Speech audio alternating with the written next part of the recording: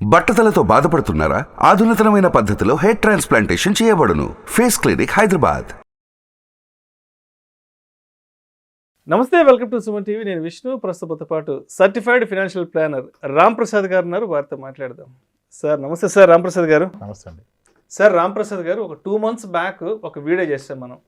అంటే తక్కువ ఇన్కమ్ ఉన్న వాళ్ళు, నెలకు ఒక 15 నుంచి 20 వేల రూపాయలు వచ్చేవాళ్ళు ఎటువంటి ఇన్వెస్ట్మెంట్స్ చేయాలి అని నేను ఆ వీడియోలో అడిగినప్పుడు మీరు చెప్పారు, 15-20 వేల రూపాయలు ఆదాయం వచ్చేవాళ్ళు ఎటువంటి ఇన్వెస్ట్మెంట్స్ చేయాల్సిన అవసరం లేదు, అనవసరంగా వేరే ఇన్వెస్ట్మెంట్స్ జోలికి వెళితే వాళ్ళకి రెగ్యులర్గా ఉండే కమిట్మెంట్స్ని డిస్టర్బ్ చేసుకోవాల్సిన అవసరం ఉంటుంది, వాటిని సాక్రిఫైస్ చేసుకోవాల్సిన అవసరం ఉంటుందని కూడా మీరు చాలా క్రిస్టల్ క్లియర్గా చెప్పారు. అంటే ఒక 20,000 వచ్చేవాళ్ళు దయచేసి ఎటువంటి ఇన్వెస్ట్మెంట్స్ జోలికి వెళ్ళకండి, హ్యాపీగా మీ పని మీరు చేసుకుంటాను కూడా చాలా డీటెయిల్గా చెప్పారు. ఆ వీడియో కూడా చాలా మంచి రీచ్ వెళ్ళింది, చాలా మంచి రెస్పాన్స్ కూడా వచ్చింది, చాలా బాగా రెస్పాండ్ అయ్యారు చాలామంది వాళ్ళ కామెంట్స్ రూపంలో.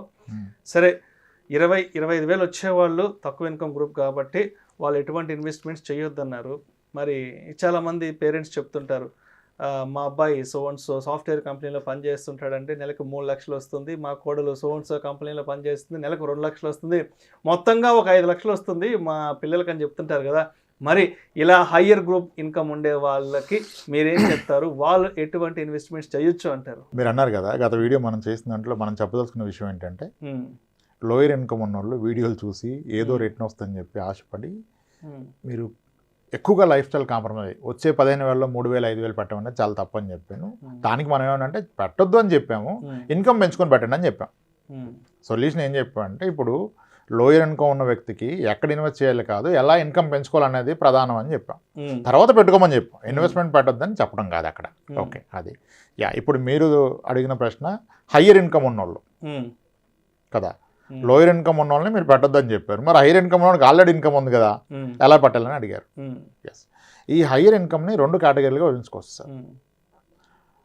అసలు మేజర్ ప్రాబ్లమ్స్, మేజర్ మిస్టేక్ చేసేది హైయర్ ఇన్కమ్ వాళ్ళే. కానీ ఆయనకు స్కోప్ ఉంటుంది మేజర్ ప్రాబ్లం చేయడానికి, మిస్టేక్ చేయడానికి. ఈ హైయర్ ఇన్కమ్లో solid income separate, business income separate. మళ్ళీ బిజినెస్లో ఆర్గనైజ్డ్ బిజినెస్ వేరు, అన్ఆర్గనైజ్డ్ బిజినెస్ వేరు, ప్రొపర్టర్షిప్ బిజినెస్ వేరు.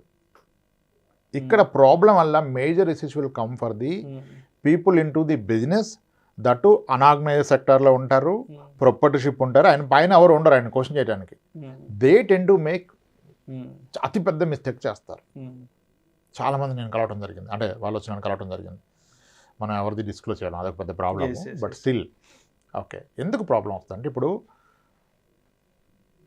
ఇంటర్మీడియట్ కూడా చదవకుండా నెలకి 9 లక్షలు 6 లక్షలు తీసుకోవాలి చాలామంది కలిసాను నేను బిజినెస్లో. అంటే అంత కష్టపడతారు, అంత ఇన్నోటివ్గా చేస్తారు, కష్టపడతారు. కానీ ఎంత బాగా చేస్తారో అంత బాగా కొలాప్స్ కూడా అయిపోయారు వాళ్ళు. ఎస్, ఇప్పుడు అదే higher income 3 lakhs 2 lakhs 4 lakhs sales force, Oracle, what ever వీటిలో ఉన్న వాళ్ళకి, మైక్రోసాఫ్ట్, యాపిల్ వీటిలో ఉన్న వాళ్ళకి ఆ ఇన్కమ్ వచ్చినప్పుడు వాళ్ళు ఇండిసిప్లైన్ అయినా పెద్దగా ప్రాబ్లం రాదు లైఫ్లో. ఎందుకంటే ఇప్పుడు ఒక ఎంప్లాయీ 3 lakhs 2 lakhs డ్రా చేస్తే ఆయన ఈపీఎఫ్లో వెళ్ళిపోద్ది మంత్లో ఒక 40,000. అది సేఫ్టీ కదా. ఈయన ఎంత ఇండిసిప్లైన్డ్ అయినా డిసిప్లైన్డ్గా ఒక ఈపీఎఫ్ ఎంప్లాయీ ప్రొవిడెంట్ ఫండ్ వెళ్ళిపోతుంది, కంపెనీ షేర్స్, ఈ షాప్స్ ఉంటే అవి వెళ్ళిపోతాయి. అండ్ ఇతని శాలరీకి 20 times వాళ్ళకి ఇన్సూరెన్స్ కవర్ ఇస్తారు. ఈయనకి ఇన్సూరెన్స్ లేకపోయినా మేజర్ కంపెనీస్ అన్నీ వాళ్ళు మీ యాన్యువల్ సిటీస్కి సమ్ టైమ్స్ అని ఇస్తారు. ఓకే, మంత్లీ సాలరీకి 25 times అట్లా అని చెప్పి ఏదో ఒక లైఫ్ ఇన్సూరెన్స్ కవర్ ఉంటుంది. బై డిఫాల్ట్ ఫ్యామిలీ మొత్తానికి హెల్త్ ఇన్సూరెన్స్ కవర్ ఉంటుంది. మళ్ళీ కంపెనీ పాలసీ ఇస్తే ఏదున్నా కవర్ అయిపోద్ది. డే 1 నుంచి పేరెంట్స్ కవర్ వచ్చింది అనుకోండి, ఈరోజు జాయిన్ అయ్యాడు, వీళ్ళ ఫాదర్కి ఈరోజు ఓపెన్ హార్ట్ సర్జరీ కూడా కవర్ అయిపోద్ది. బయట పాలసీ తీసుకుంటే పెద్ద గోళ ఇక్కడ వస్తాయి కదా. కాబట్టి వాళ్ళు చాలా వరకు సేఫ్. ఇన్వెస్ట్మెంట్ చేయకపోయినా, దుబారా ఖర్చులు పెట్టినా వాళ్ళకి back end by default organisation design చేస్తుంది. బేసిక్ సేఫ్టీ కొరకు మీ మ్యాండేటరీ ఈపీఎఫ్ కట్ అవుతుంది, స్టాక్స్ అసైన్ అవుతాయి, health insurance for the entire family ఉంటుంది, మీకంటూ ఒక లైఫ్ ఇన్సూరెన్స్ కవర్ ఉంటుంది. So that's way they are safe. So indiscipline నడిచిపోద్ది. ఈ ప్రాబ్లం వల్ల ఎవరికి వస్తుందంటే, ఈ హయ్యర్ ఇన్కమ్ సంపాదిస్తున్న బిజినెస్ ద్వారా అంత ఆర్గనైజ్ సెక్టార్ కాదు, అన్ఆర్గనైజ్ సెక్టారు, ఈయన ప్రొపర్టర్షిప్ కంపెనీ, ఈయనే కింగ్, ఈయనే head, they ten to make more mistakes. వీళ్ళకి ఎక్కువ యాక్సెస్ ఉండదు, అందరితో మాట్లాడలేరు, అందరికీ చెప్పలేరు వస్తున్న ఇన్కమ్ని కూడా. అప్పుడు వీళ్ళకి ఏంటంటే బియాండ్ పాయింట్ ధైర్యం పెరిగిపోద్ది. నాకేంటి ఎటు తిరిగి నెలకు 6 లక్షలు మిగులుతాయి, అంత పోగా 7 లక్షలు మిగులుతుంది అని చెప్పేసి తప్పులు చేస్తారు. ఇప్పుడు ఫస్ట్ కలిసినప్పుడు ఒక అతనిది monthly income post all expenses 9 lakhs అండి. ఆయన ఎడ్యుకేషన్ క్వాలిఫికేషన్ 10th లేదు, ఓకే 10th క్లాస్ కూడా లేదు. ఒక మంచి బిజినెస్ కాన్సెప్ట్, 2 షాప్స్ బాగా చేస్తారు, అద్భుతం. ఆయన ఒక రిఫరెన్స్ ద్వారా వచ్చారు, మనం ఫైనాన్షియల్ ప్లానింగ్ చేసాము. సో పిల్లలు చిన్న వయసు, ఎక్కువ మంది పిల్లలు ఉన్నారు, ఏదో చెప్పాం.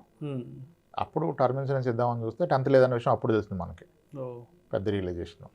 గ్రేట్, సరే సార్ ఇంక మీరు చేయగలిగింది ఏం లేదు, ఎక్సలెంట్ పర్ఫెక్ట్ గ్రో అవుతున్నారు, డిసిప్లిన్గా ఉంటాడు, పద్ధతిగా ఉంటాడు, అంతా ఎక్సలెంట్ సార్, మీకు ప్రాబ్లమే లేదు. అసలు ఇన్వెస్ట్మెంట్స్ ఏం నడుస్తున్నాయంటే నేను ఇన్సూరెన్స్ పాలసీలు కడతా సార్, మంత్లీ ఒక 2 lakhs కడతా అన్నాడు.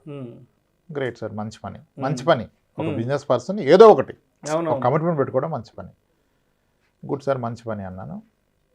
సరే అలానే మీరు ఎలాగో ఆల్రెడీ ఇన్సూరెన్స్ పడుతున్నాయి కదా, మ్యూచువల్ ఫండ్స్లో కూడా పెట్టుకోండి, 1 లక్ష 2 లక్షల వరకును, అంటే హైర్ ఇన్కమ్ ఉంది కదా, అంటే అవి సేఫ్ కాదు కదా, వారు వస్తే పడిపోద్ది అది ఇది అన్నారు. సరే మీరు కొంచెం బట్టి ఎక్స్పీరియన్స్ ఉంది, ఇప్పుడు ఆయన ఎడ్యుకేట్ చేయలేము మనం, ఎంత పెడతారో అంత పెట్టుకోండి, ఒక 3 years తర్వాత రివ్యూ చేసుకుని దాన్ని బట్టి మీకు వచ్చిన కాన్ఫిడెన్స్ బట్టి పెంచుకోండి అని చెప్తే, సరే అండి మనం ఒక 30,000 మొదలు పెడదామని 30,000 మొదలు పెట్టాడు. ఓకే, ఎప్పుడు ఇది ప్రీ కోవిడ్, లాంగ్ బ్యాక్. తర్వాత ఒక 4 years తర్వాత 4-5 years తర్వాత చాలా బాగా పెరిగిందండి. అసలు అప్పుడే పెడితే మనకి మీరు అన్నట్టు 2 లక్షలు పెడితే 6 రెట్లు పెరిగేది కదా, ఇదే మనకి ఇంత అయిపోయింది అని. అవునండి పెరుగుతుంది, మీరు అప్పుడేం లేదా. మరి ఇప్పుడు పెన్షన్ అంటే అస్సలు పరిస్థితి బాగాలేదు సార్, బాగా లాస్ అయిపోయింది బిజినెస్లో, నేను ఇది కాకుండా మ్యానుఫ్యాక్చరింగ్ సైడ్ వెళ్ళాను సార్, అక్కడ చాలా మనీ లాస్ అయిపోయాను. ఈరోజు చెక్ బౌన్స్ కేసుల్లో తిరుగుతున్నాను సార్. ఎక్కడి నుంచి ఎక్కడికి వచ్చారు సార్, ఎక్కడి నుంచి ఎక్కడికి వచ్చారు? నెలకి 2 లక్షలు 3 లక్షలు ఇన్సూరెన్స్ లో పెట్టే దగ్గర నుంచి దగ్గర సంవత్సరానికి 25 లక్షలు ఇన్సూరెన్స్ కట్టే పర్సన్. ఎస్, ఈరోజు చెక్ బౌన్స్ కేసులో తిరుగుతున్నాను సార్, ఈ మనీ నాకు కావాలి, నేను అది మర్చిపోయాను, ఈరోజు గుర్తొచ్చింది, తీసుకోవచ్చు అంట కదా అంటే తీసుకోవచ్చు. మరి ఎక్కడికి వచ్చాడు వ్యక్తి, ఎక్కడ ఇన్కమ్ అంటే హైయర్ ఇన్కమ్ వచ్చేవాళ్ళు they tend to make bigger mistakes. అంటే బిజినెస్ ఉన్న వాళ్ళకి ఒక ధైర్యం ఏంటంటే ఎక్కడ పెట్టిన రాదు కదా, నా బిజినెస్లో ఎక్కువ వస్తుంది, నా బిజినెస్లో ఇంకా ఎలా చేద్దాం అని చెప్పి అగ్రెసివ్ స్టెప్ తీసుకుంటారు. ఒకటి తేడా కొడితే అయిపోతుంది. ఇంకొక ఆయన ఉన్నారు, ఆయనది కూడా 6 lakhs పైన ఉండేది, ఎడ్యుకేషన్ క్వాలిఫికేషన్ తక్కువ, ఇదంతా చేసి ఏదో వెంచరేద్దామని పార్ట్నర్షిప్లో ఏదో కొన్నాడు, అది మిస్ఫైర్ అయిపోయింది, దాంట్లో ఏదో కాలం వచ్చింది, కన్వర్షన్కి పర్మిషన్ రాలా. రైతుల దగ్గర కొన్నాక రైతులు వెనక్కిస్తారా?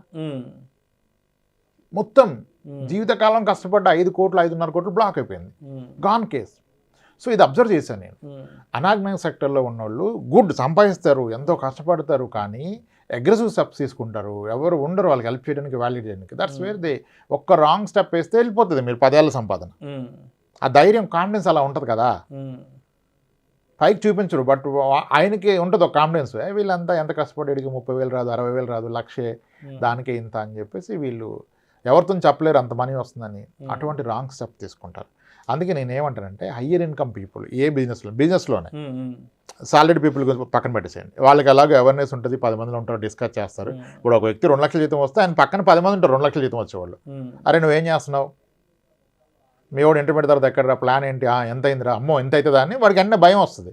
వీడికి పక్కన ఎవడు ఉంటాడు కదా బిజినెస్ వాడికి, వీడి కింద పనిచేయడానికి 20-30 ఇస్తాడు, వీడికి వస్తుంది కదా, అక్కడ మిస్టేక్ అవుద్ది. అందుకే నేను ఏమంటే హైయర్ ఇన్కమ్ వాళ్ళు బిజినెస్లో ఉన్నోళ్ళు చాలా కాషియస్గా ఉండాలి, జాగ్రత్తగా ఉండాలి, అర్థం చేసుకోవాలి. డబ్బులు ఎప్పటికప్పుడు మీ ఇన్కమ్లో ఎంతో కొంత తీసి పక్కన పెట్టుకోవాలి, దేంట్లోనే ఇన్వెస్ట్ చేయండి. బట్ ఇన్వెస్ట్ ఒక ఎంప్లాయ్కి ఎలా ఈపీఎఫ్ కట్ అవుతుంది బేసిక్లో 12%, ఎంప్లాయ్కి ఎలా స్టాక్స్ వస్తున్నాయి, ఎంప్లాయ్కి ఎలా లైఫ్ ఇన్సూరెన్స్ ఉంది, ఎంప్లాయ్కి ఎలా హెల్త్ ఇన్సూరెన్స్ ఉంది.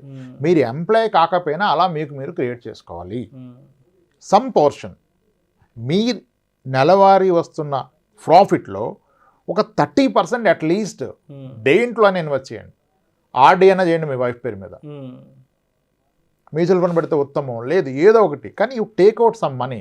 ఇక్కడ అందరు బిలీవ్ చేసేది ఏంటంటే ఎక్కడ పెట్టినా ఎంత వస్తుంది సార్, 10% 15, నా వ్యాపారంలో నాకు 30 వస్తాయి సార్, మంత్లీ 10 కొడతా సార్, ఇయర్లీ డబుల్ అయిపోతుంది సార్ అంటాడు. అది నిజమే, కానీ అది మొత్తం ఒక దగ్గర అయిపోవట్లా. దాన్ని నమ్ముకొని వాళ్ళు దాన్ని నమ్ముకుంటారు, అక్కడ ప్రాబ్లం చేస్తారు. నేను ఏమంటానంటే ఒక బావి తవ్వారు మీరు నీళ్ళ కోసం, బావిలో నీళ్లు పడ్డాయి, నీట్గా కట్టుకున్నారు, ఇంకా మీరు ఎంత నీళ్ళు దాంట్లో పోసినా బావి నిండుతుందా? నిండుద్దా బావి? ఎప్పటికీ నిండదు. అదే మీరు బావిలోంచి నీళ్ళు తోడుకోవడం మొదలెడితే బావి ఖాళీ అయిపోద్దా? లేదు. అవదు. Same is business. బిజినెస్ ఒక స్టేజ్కి వచ్చాక you should start withdrawing money out of that for నీ ఫ్యామిలీ నీడ్స్కి, నీ భవిష్యత్తుకి. అక్కడే ఉండి రిస్క్ అయిపోతుంది దాంట్లో ఉన్న తేడా కొడితే.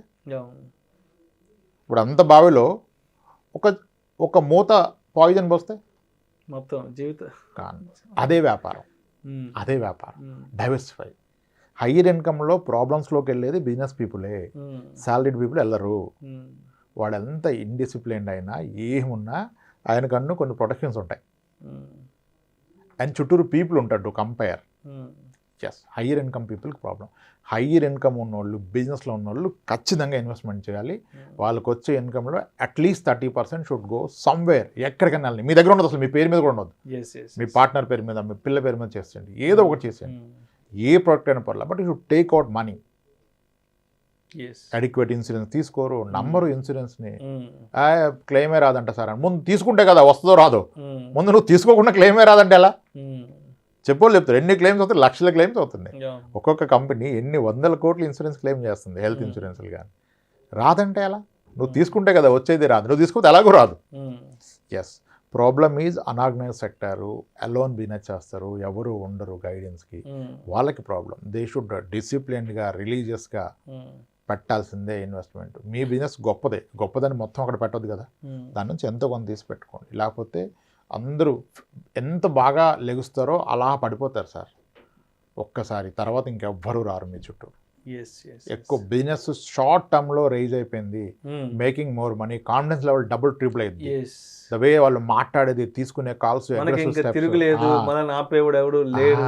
నెక్స్ట్ 1 yearలో డబుల్ ఎలా చేయాలంటాడు ఇన్కమ్ని. డబుల్ చేయడానికి ఇంకొకటి ఏదో అగ్రెసివ్ స్టెప్. అసలు ఆడికి అంత వస్తుంది కానీ నేను కూడా అది మొదలు పెడతా అంటాడు. ఇందాక నేను చెప్పిన ఒక బిజినెస్లో కూడా ఇన్ షాప్కి మ్యానుఫ్యాక్చరర్ సైడ్ వెళ్ళిపోయి పెడితే లాస్ అయిపోయాడు. Yes, so higher income people has to be more cautious. Lower ఇన్కమ్లో పోగొట్టుకోవడానికి ఏముంటుంది?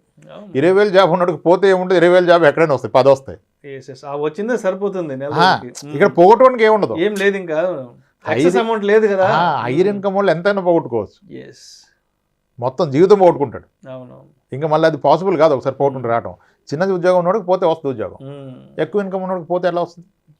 రాదు. కాబట్టి హయ్యర్ ఇన్కమ్ పీపుల్ చాలా జాగ్రత్త పడాలి వాళ్ళ డబ్బుతో. లోయర్ కూడా జాగ్రత్త పడకపోయినా పర్లా. Thank you so much Ramprasad గారు.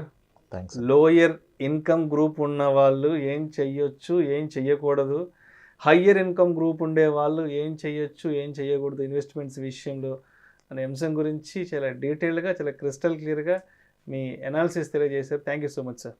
రైట్ అండి విష్ణు గారు.